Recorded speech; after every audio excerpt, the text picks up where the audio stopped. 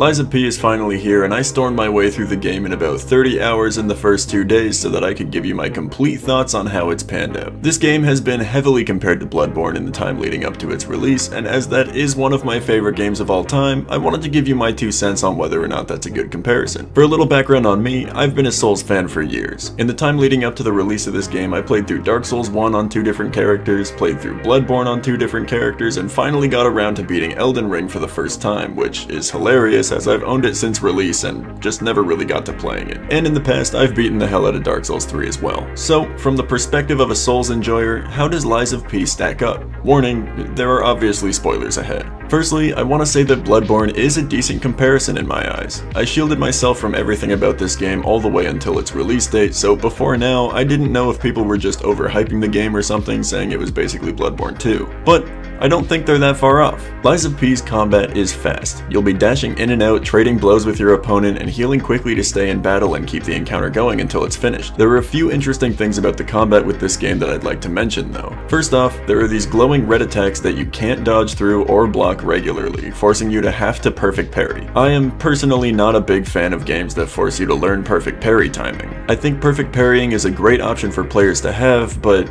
not a necessary one. Parries should be all about the risk-reward in my opinion, where you risk being hit, but if the parries land, you get a huge advantage on your opponent. This game does not play out that way. You do have to learn parry, and parrying doesn't usually lead to an opening against your opponent at all. See, blocking attacks will lead to your health being chipped away with a small amount that you can regain by attacking enemies, but if you want to negate that chip damage, you'll have to parry or just dodge the attack regularly. I think this system works out really well for this game, but again, forcing perfect parries just isn't my thing. As a side effect of needing to work with the parry in this game though, I've actually become quite good at it, and it does feel rewarding to learn. Something else about parrying in this game is that your enemies will almost always have a few moves with a gigantic hang time as they charge their fists into the quickest swing that you've ever seen in your life. This would be fine, as dodging is usually pretty forgiving in terms of how many invulnerable frames you have, but when these moves aren't allowed to be dodged and you're forced to parry it, it can get quite annoying. I feel like a decent bit of the combat in this game, mostly with bosses, kind of centers around the game trying to mix you up with really weird, unnatural attack timings, all for the sake of promoting your parry option. I don't think that this is bad, as a little experience against a boss can go a long way, but it rubbed me the wrong way getting into this game and took a little while for me to accept and get used to. Once I did though, this game became a joyride. So many of the bosses in this game were an absolute joy to fight. Because of the weirdly timed moves, it would often force me into more than one attempt, but there were a few bosses I beat up in a single try as well. Not to mention, this game is a single player only game, but it does allow you to summon an NPC teammate to fight with you if you're having trouble. These NPCs aren't very good, as they mostly only attack and have a lot of trouble getting out of the way of enemy attacks, but sometimes they give you the exact edge you were looking for to beat a boss. Something else that can give you an edge in combat is the incredible weapon system in this game. Firstly, every weapon in the game, aside from boss weapons, can be dismantled to a hilt and the head of a weapon, and then reconstructed in whichever mix and matched order you prefer to give you a weapon that works best for you. The hilt of the weapon will dictate the stat scaling and the moveset of your weapon, while the head that you choose will often decide how quickly the weapon swings and the damage numbers you'll be hitting for. I loved this system, and for quite a while I was using many different weapons before I stumbled across the boss weapon that I would end up using for the rest of the game. The coolest part about this mix and match system though is that every hilt and head of your weapons will have different weapon arts that consume the blue meter you'll be building through combat. These skills vary from special combos to situational moves, even to special parries that allow you to follow up with a strong attack, and it's a lot of fun to mess with, especially so as you continue to find brand new weapons throughout your adventure. Let's see, fast combat, forced parrying, weapon mixing and matching.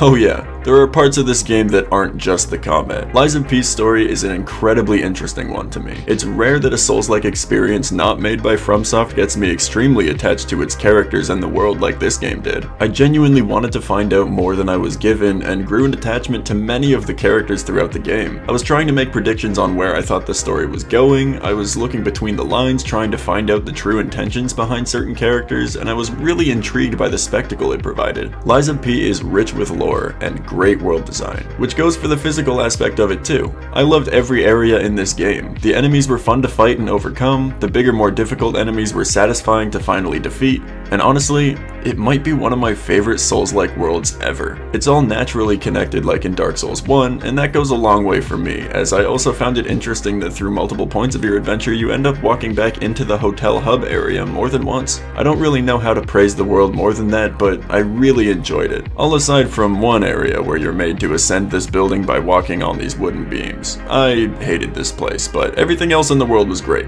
And to keep it short and sweet, I think that covers pretty much everything I wanted to talk about this game. Surely there are a few things I missed, as I played about 30 hours of this game in 2 days and I'm trying to recollect everything that I've done up to this point, but let me know what you think about the game in the comments down below. I think this game will be pretty divisive with a lot of people. If anyone's experience was the way that mine was, it's kind of a hard game to get perfectly comfortable with, but I implore you to push past the initial barriers of entry that you may be experiencing, because this game is so much fun once you know exactly what's going on in it. Anyways people, I'll see you in my next video. Feel free to subscribe to see when it drops. For now though, my name is Myloe, and I'm out.